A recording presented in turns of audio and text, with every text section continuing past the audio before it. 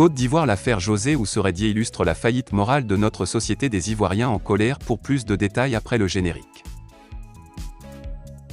Avant de commencer, n'oubliez pas de vous abonner et d'activer la cloche de notification, car cela va vous permettre de ne plus manquer nos prochaines vidéos. C'est parti!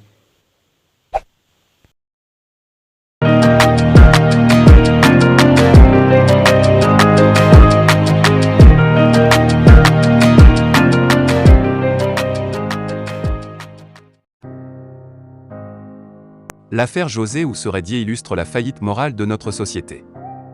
Dans un texte éditorialisant intitulé « Non, je ne suis pas José », le journaliste René-Ambroise Thiétier estime que l'affaire créée par les confessions de Ousseret-Dié relève de la faillite morale dans laquelle baigne notre société. Parlons-en.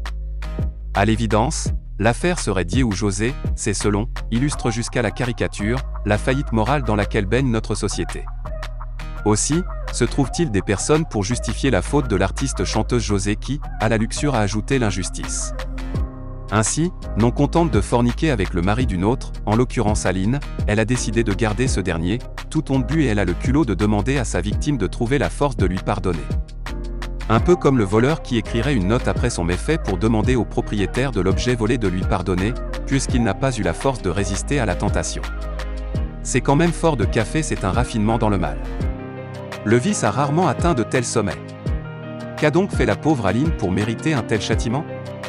La voilà aujourd'hui délaissée, flanquée de 5 enfants dont le père, cet homme concupiscent accro au baya, sic, aura démontré qu'être père, c'est bien plus que coucher avec une femme et lui faire des enfants.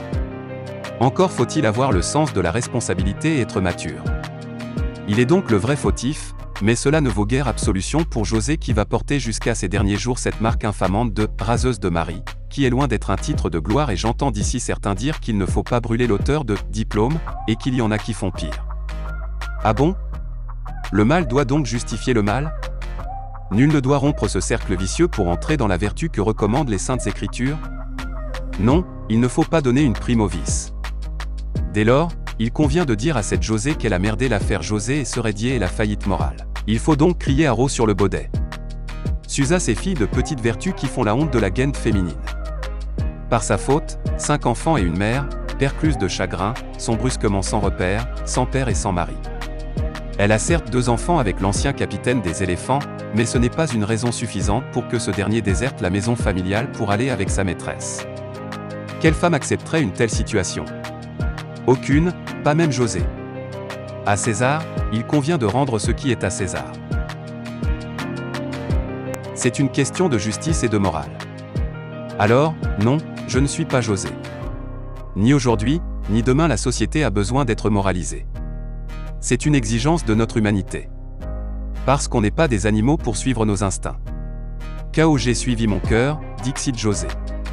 Une justification à minima qui ne mérite pas le moindre intérêt. Le chanteur américain R. Kelly, coupable de crimes sexuels, condamné à 30 ans de prison. La star américaine déchue du R. Kelly, reconnue coupable en septembre 2021 à New York d'avoir piloté pendant 3 décennies un système d'exploitation sexuelle de jeunes, dont des adolescentes, a été condamnée mercredi à 30 ans de prison. Cette lourde peine contre le chanteur de 55 ans a été prononcée par le tribunal fédéral de Brooklyn, là où son procès il y a 9 mois avait levé le voile sur les crimes sexuels au sein de la communauté noire aux États-Unis. L'artiste, mondialement connu pour son tube I Believe I Can Fly et ses 75 millions de disques vendus, n'a pas dit un mot à l'énoncé du verdict.